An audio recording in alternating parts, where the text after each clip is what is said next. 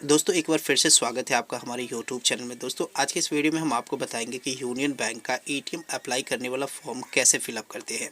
तो इस वीडियो को एंड तक ज़रूर देखिएगा जिससे आप अपने फॉर्म को बिना गलती किए हुए फिल कर पाएंगे। तो चलिए वीडियो को स्टार्ट करते हैं।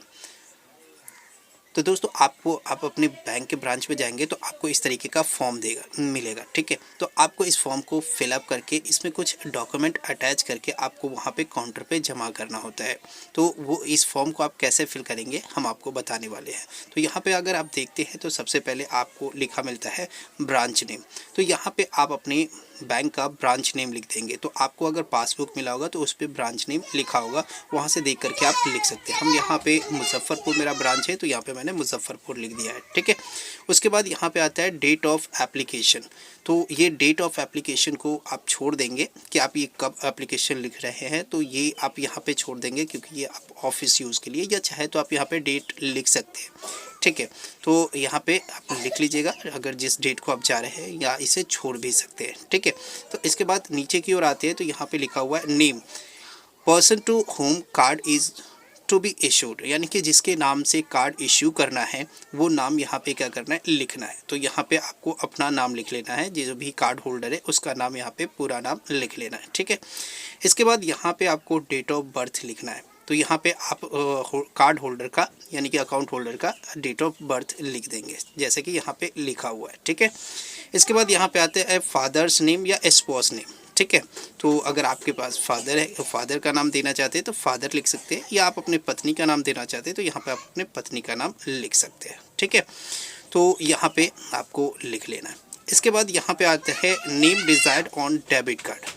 आप अपने डेबिट कार्ड के ऊपर कौन सा नाम प्रिंट कराना चाहते हैं तो उसके बारे में यहाँ पे लिखना है। तो आप अपने डेबिट कार्ड पे कौन सा नाम चाहते हैं वो नाम आप यहाँ पे लिख लीजिएगा। जैसे कि मेरा नाम मोहम्मद इरशाद खान है तो हम अपने कार्ड के ऊपर केवल इरशाद खान प्रिंट कराना चाहते हैं, तो हमने यहाँ पे केवल इरशाद खान लिख दिया है, ठीक है।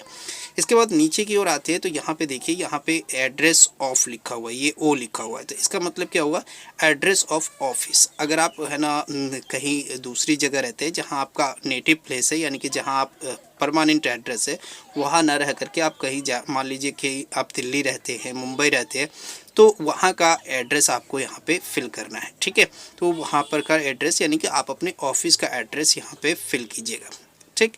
अगर आप विलेज में रहते हैं जहाँ आप परमानेंट रहते हैं तो वहाँ पे आपको यहाँ पे मिलता है एड्रेस ऑफ रेसिडेंस, ठीक है।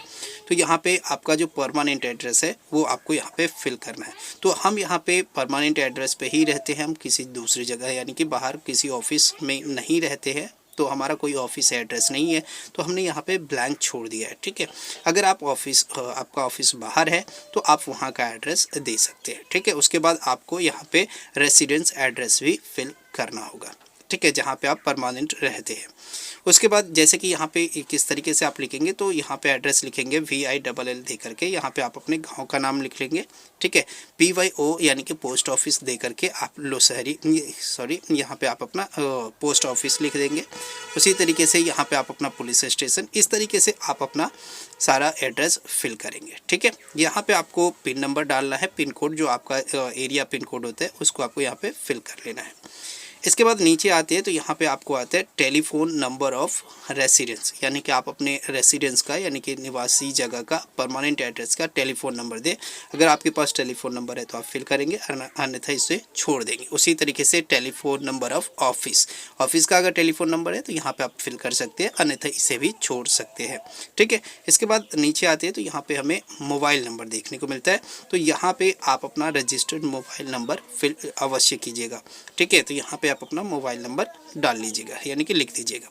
इसके बाद यहाँ पे ईमेल आईडी, यहाँ पे आपको अपना ईमेल आईडी लिखना है, तो यहाँ पे आप अपना ईमेल आईडी लिख लीजिएगा। अगर आपको नहीं पता है कि ईमेल आईडी क्या होता है, ये कैसे बनाया जाता है, तो इसके लिए हमने एक प्रॉपर वीडियो बना रखा है। वीडियो के डिस्क्रिप्शन में आपको लिंक मिल जाएगा, आप वहाँ से देख करके अपना ईमेल आईडी बना सकते हैं।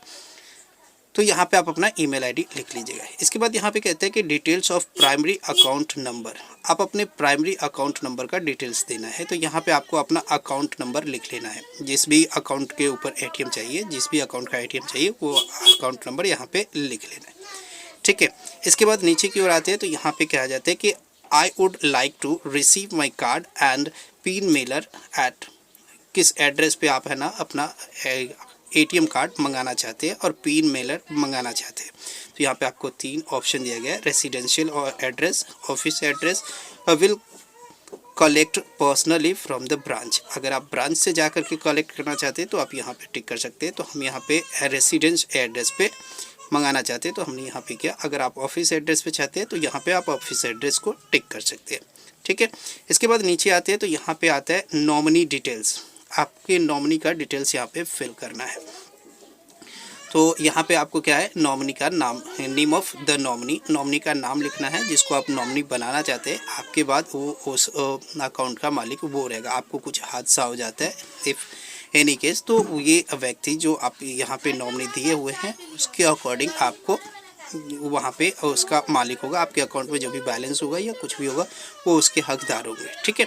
तो यहाँ पे उस नॉमिनी को आपको यहाँ पे फिल करना है। जैसे कि हमने यहाँ पे नूरैन खान अपना नॉमिनी बनाया, उनको यहाँ पे उसका रिलेशन बताना कि जो आपने नॉमिनी दिया है उससे आपका क्या संबंध है, भाई है, माँ भाई है कि माँ है कि बहन है कि पिता है, जो भी आपका संबंध होगा वो यहाँ पे लिख दीजिएगा। जैसे कि ये मेरा भाई है, ठीक है, तो यहाँ पे हमने ब्रदर लिख दिया है, ठीक है। इसके बाद if nominee is minor date of birth, तो यहाँ पे आपको उसके नॉमिनी का डेट ऑफ बर्थ देना है कि अगर वो माइनर होगा तो उसका डेट ऑफ बर्थ यहाँ पे लिखना है, अन्यथा आप इसे छोड़ भी सकते हैं। उसके बाद आता है नेम ऑफ गार्जियन, यानी कि उनके गार्जियन का नेम लिखना है कि उनका कौन गार्जियन है। तो नॉमिनी का गार्जियन का नाम लिखना है। जैसे कि उनके पिता हमने लिख दिया नौशाद खान, उनकी, तो आप अपना आपका जो भी गार्जियन होगा उनका नाम लिख दीजिएगा, ठीक है। इसके बाद ये एक तरफ तो ये फिल हो गया। अब इसके बैक साइड में आते हैं। बैक साइड में भी इसका कुछ फॉर्म में भरना है। तो देखिए यहाँ पे क्या है, डिक्लेरेशन फॉर डेबिट कार्ड, ठीक है। यहाँ पे डिक्लेरेशन है तो इसको आप पढ़ लीजिएगा, ठीक है। देन यहाँ पे आपको क्या करना है, यहाँ पे आपको डेट लिखना है, जिस डेट को आप ये सबमिट करेंगे, यानी कि जिस डेट को आप ये अप्लाई करेंगे उस डेट को यहाँ पे लिख लीजिएगा। यहाँ पे जगह का नाम लिख लीजिएगा, जिस जगह पे आप हैं उस जगह का नाम आप लिख लीजिएगा, ठीक है। जैसे कि मैं अभी बोछा में इसे सबमिट कर रहा हूँ तो हमने बोछा लिख दिया है, ठीक है। यहाँ पे इसके बाद यहाँ पे सिग्नेचर ऑफ फर्स्ट एप्लीकेंट, यानी कि पहले एप्लीकेंट का सिग्नेचर करना है। तो यहाँ पे आप अपना सिग्नेचर कर लीजिएगा, ठीक है। अब नीचे लिखा हुआ है कि सिग्नेचर ऑफ सेकेंड एप्लीकेंट। अगर आपका ज्वाइंट खाता होता है तो ज्वाइंट खाता में क्या होता है, 2 व्यक्ति या 3 व्यक्ति के नाम से होता है। तो यहाँ पे फर्स्ट वाला जो होता है, पहले वाले का जो सिग्नेचर पहले और सेकंड वाले का यहाँ पे, लेकिन हमारा फर्स्ट ही है, यानी कि एक ही अकाउंट है, ये एक ही पर्सन के नाम से है, तो ज्वाइंट खाता नहीं है। तो हम यहाँ पे सिंगल अपना सिग्नेचर कर लिया। अगर आपका ज्वाइंट खाता है तो आपको दोनों को यहाँ पे सिग्नेचर करना होगा, ठीक है, अन्यथा आप एक ही पे सिग्नेचर करके आप देख सकते हैं। इसके बाद यहाँ नीचे आते हैं तो यहाँ पे लिखा है फॉर ब्रांच यूज़ ओनली, केवल ब्रांच के लिए है। यहाँ पे आपको इस जगह पे आपको कुछ भी नहीं करना है, इस सभी को केवल छोड़ देना है, खाली छोड़ देना है। इसके बाद यहाँ पे इस फॉर्म के साथ आप अपने अकाउंट का फ़ोटोकॉपी लगा लीजिएगा, ठीक है। जो आपका अकाउंट होगा उसका फ़ोटोकॉपी आप लगा लीजिएगा। देन उसमें अगर आप चाहे तो आधार कार्ड भी जोड़ सकते हैं और पैन कार्ड जोड़ सकते हैं, ठीक है। तो ये 3 फ़ोटोकॉपी आप इसके साथ अटैच कर दीजिएगा। और इसके बाद ये इस फॉर्म को ले करके आप काउंटर पे जाइएगा, वहाँ पे आप है ना उनके स्टाफ को दीजिएगा, वो आपका एटीएम अप्लाई कर देंगे। कुछ दिनों बाद आपके रेसिडेंशियल और एड्रेस या आपने जो ऑफिस एड्रेस दिया होगा उस एड्रेस पे आपको एटीएम कार्ड को डिलीवर कर दिया जाएगा। तो इस तरीके से आप अपना एटीएम अप्लाई कर सकते हैं। तो आपको यह वीडियो कैसा लगा हमें कमेंट बॉक्स में ज़रूर बताइएगा। वीडियो अच्छा लगा है तो हमारे इस वीडियो को लाइक करें, चैनल पे नए हैं तो हमारे इस चैनल को सब्सक्राइब जरूर करें। धन्यवाद।